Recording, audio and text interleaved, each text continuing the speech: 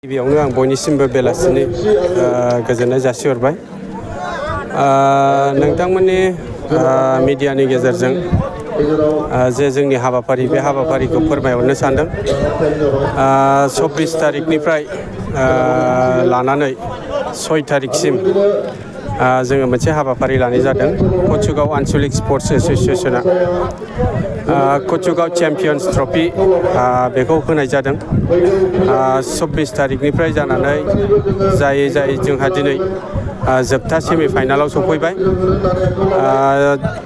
आरो गाबोननि अखानायैनो जोंहा फाइनाल खेलाया जागोन। अर्थात 6 तारिखआवनो जोंनि फाइनाल खेलाया जागोन। दा जोङो कचुगाव आनसलिक स्पर्ट्स एस'सिएशन हिसाबै जोङो जोबोद गोजोननाय मोनदों। मानो होनोब्ला जोंनि बे कचुगाव R&D फिल्डआव जे खेलाखौ जोङो सालायदों, जे खेलाखौ होबाय थादों, बेखौ नायनानै पाब्लिकफ्रा लोब लोब फैदों, नायफैदों आरो गेलेगिरि बिथांमोनखौ थुलुंगा होफैदों। आरो बेनिफ्राय जों मिथिनो मोनो जे कचुगाव ओनसोलाव फुटबल मोजां मोनग्राया गोबाङैनो दङ। साफ्रोमबो रायजो राजाफ्रा फुटबलखौ मोजां मोनो कचुगाव ओनसोलाव। आरो भबिष्यतआवबो बिथांमोना जाहाथे बे फुटबल खेलाया कचुगावनि बे R&D फिल्डआव मोजां खेला जालांबाय थायो बेखौ हास्थायदों। आरो जोंबो कासा बा कचुगाव आनसलिक स्पर्ट्स एस'सिएशन हिसाबै जों जेसेबां हायो एसेबां जोङो बेवहाय गुबुन खेलाखौबो जोङो होनो सेस्था खालामबाय थागोन। जोङो सानदों नैबे खेला जोबखांनायनि उनाव माखासे समनि उनाव जोङो माने काबादि खेला आरो भलिबल जे कम्पिटिसन बेखौ होनो थाखाय जोङो सानबाय थादों आरो जों बेखौ होगोन। मानो होनोब्ला जोंहा नैबे फुजा समावबो माखासे समखौ नायनानै जों खेलाफोरखौ होगोन। आरो जोंहा उद्देश्य दङ बे ओनसोलनिफ्राय जाहाथे मोजां गेलेगिरिफोर ओंखारो।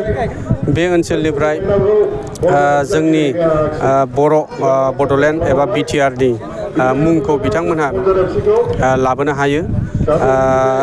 मोजां प्लेयार जानानै नेसनेल इन्टारनेसनेल लेभेलावहाय गेलेहैनानै आरो बे जोंहा मोनसे उद्देश्यबो दङ। आं नोंथांमोननि गेजेरजों दाख्लैबो बुंखादों जे जोंनि लाइमोनफोरा जाहाथे गेलेनायनि गेजेरजों बिथांमोनहा गावसिनि केरियारखौ दानो हायो आरो लोगोसे जोंनि इयुन जोलैफोरखौ जाहाथे बिथांमोना मोजाङै फोरोंलाङो। जे स्पर्ट्सनि गेजेरजोंबो गोबां स्कप दङ, मोनफ्रोमबो बिथिङावनो स्कप दङ। खालि साख्रियावल' नङा, देहानि फारसेबो बियो मानसिफोरखौ जोथोनै लायो। आरो मोनसे खोथा होननाय दंखायो, हेल्थ इज वेल्थ। आरो गेलेनाय नङाबा, स्पर्ट्स नङाबा नों माब्लाबाबो हेल्थखौ मोजां खालामनो हाया।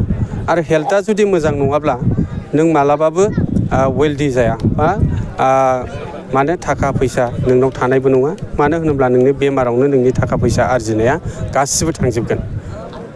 जे कचुगाव चेम्पियन्स ट्रफिया फर द फार्स्ट टाइम बेयो कचुगावआव जादों आरो बे इयुनावबो जालांगोन। बेवहाय जोङो टटेल 16टा टिम्स अर्थात 16टा टिमखौ जों बिथांमोनखौ खावलायहरदोंमोन आरो बिथांमोनहा बाहागो लाफैदों। दिनैहाय सेमिफाइनाल अर्थात सेकेन्ड सेमिफाइनाल आरो मैयाहाय फार्स्ट सेमिफाइनाला जादोंमोन। आरो मैयानि सेमिफाइनालाव फाथाखाथानि जोंमा क्लाब बिथांमोनहा देरहाबाय आरो बिथांमोनहा फाइनालाव थांबाय। आरो दिनैहाय सेमिफाइनाल हिसाबै जोंहा बनजार FC आरो जोंहा जनता क्लाब जलाइस्रि बिथांमोननि गेजेराव गेलेगासिनो दङ।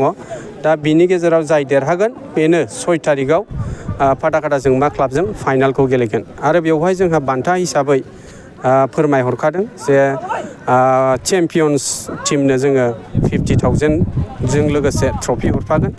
आरो जोंहा रानार्स आपनो ट्रफिजों लोगोसे जोङो 30,000 प्राइज मानि जोङो बिथांमोननो हरगोन। आरो लोगोसे जोंहा हाइ स्करार थाबाय आरो बेस्ट प्लेयार थागोन। दा बेखिनिखौ जोङो 6 तारिखनि बेलासियाव खेला जोबनाय लोगो लोगो बे जे बान्था राननाय हाबाफारि बे हाबाफारिखौबो जों लागोन।